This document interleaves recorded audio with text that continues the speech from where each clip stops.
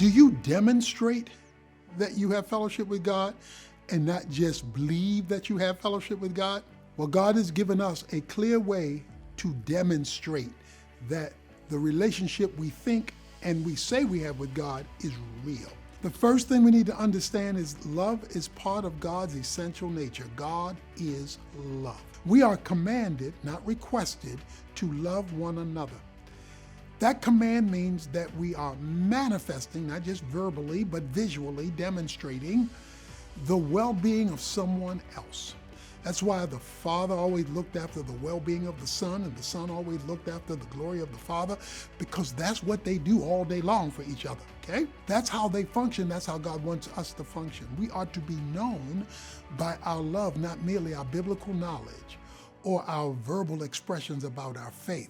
But how is it being demonstrated? He goes on to tell us that there are benefits to biblical love, the kind of love that expresses the heart of God who loved us even while we were yet sinners.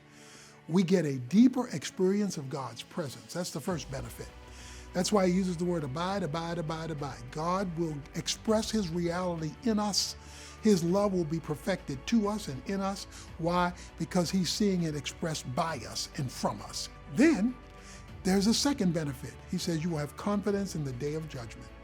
That is, God will look at the love you've shown over and against the failures you've had.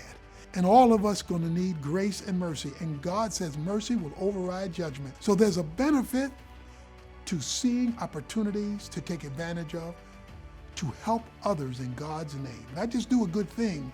Sinners can do good things to do a good work. That means we bring God into the equation.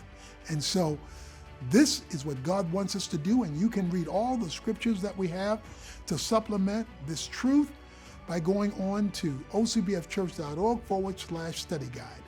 You'll get the outline, a summary of the message, and all the additional references you can look up for your own personal growth and development.